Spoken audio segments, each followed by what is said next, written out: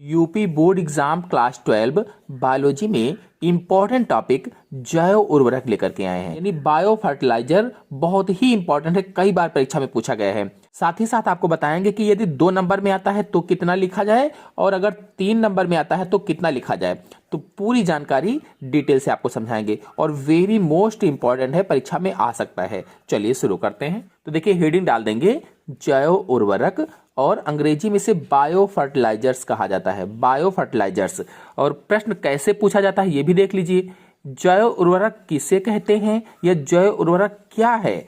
जैव उर्वरक किस प्रकार से मृदा की उर्वरता को बढ़ाते हैं? तो चलिए इसके आंसर को देखते हैं कि कैसे लिखेंगे और कितना लिखेंगे। तो देखिए पहले परिभाषा लिख देते हैं। ऐसे जीव जिनसे मृदा की पोषक गुणवत्ता में वृद्धि होती है उन्हें जैव उर्वरक कहते हैं। यानी वह जीव जिनसे मृदा की पोषक गुणवत्ता बढ़ती है, मतलब जैव उर्वरक एक प्रकार के सूक्ष्म जीव हैं जो मृदा की पोषक गुणवत्ता को बढ़ाते हैं। यानी ऐसे सूक्ष्म जीव हैं जो मृदा की पोषक गुणवत्ता को बढ़ा देते हैं, उन्हें ही जैव उर्वरक कहा जाता है। अब वह सूक्ष्म जीव हैं कौन कौन से? तो जैव उर्वरकों के प्रमुख स्रोत जीवाणु, कवक, नीलहरित शैवाल और नीलहरित शैवाल को साइनोबैक्टीरिया भी कहा जाता है आदि आते हैं। यानी जैव उर्वरक के प्रमुख उदाहरण कौन कौन से हो जाएंगे? जीवाणु है, कवक है, नीलहरित शैवाल है। ये प्रमुख स्रोत हैं जिनके द्वारा जैव उर्वरक बनाए जाते हैं। तो कौन कौन से? जीवाणु है यानी बैक्टीरिया है, कवक यानी फंजाई है, नीलहरित शैवाल यानी साइनोबैक्टीरिया आदि हैं। लेगुमिनस पादप की जड़ ग्रंथियों में राइजोबियम जीवाणु सहजीवी के रूप में रहता है। जो लेगुमिनेसी कुल है, जो दलहनी कुल है, दलहनी कुल के पौधों की जड़ ग्रंथियों में राइजोबियम जीवाणु या राइजोबियम बैक्टीरिया सहजीवी के रूप में रहता है। जड़ों में साथ साथ रहता है, जैसे पौधा जीवित रहता है वैसे ये भी जड़ ग्रंथियों में पाए जाते हैं। और वायुमंडल की नाइट्रोजन का स्थिरीकरण करते हैं। जो वायुमंडल में नाइट्रोजन होती है उसका स्थिरीकरण करते हैं। इसी प्रकार एजेटोबैक्टर जीवाणु मृदा में मुक्त रूप से मिलते हैं, जो एजेटोबैक्टर हैं, और नाइट्रोजन का स्थिरीकरण करते हैं।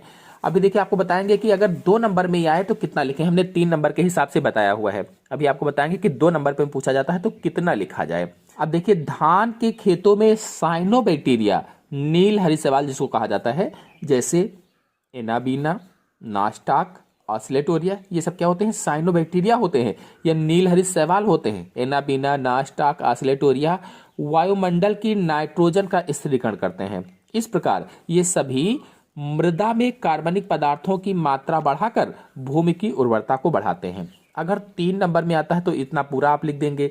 अगर 2 ही नंबर में आता है तो देखिए यहां मैंने साइनोबैक्टीरिया में एनाबीना, नास्टाक, ऑस्लेटोरिया आदि बताया है, और यहाँ पर लेगुमिनस पादप की जड़ ग्रंथियों में एजेटोबैक्टर बताया है, राइजोबियम बताया है। तो आप क्या करेंगे कि यहाँ तक पहले लिखेंगे और यहाँ तक लिखने के बाद लिख देंगे कि जैसे राइजोबियम, एजेटोबैक्टर, एनाबीना, नास्टाक, ऑस्लेटोरिया ये सभी वायुमंडल में नाइट्रोजन का स्थिरीकरण करते हैं, और फिर लिख देंगे इस प्रकार ये सभी मृदा में कार्बनिक पदार्थों की मात्रा बढ़ाकर भूमि की उर्वरता को बढ़ाते हैं। इस तरह से इतना एक कम हो जाएगा और इतने में ही आ जाएगा, 2 नंबर आपको प्राप्त हो जाएगा। तो आप समझ गए होंगे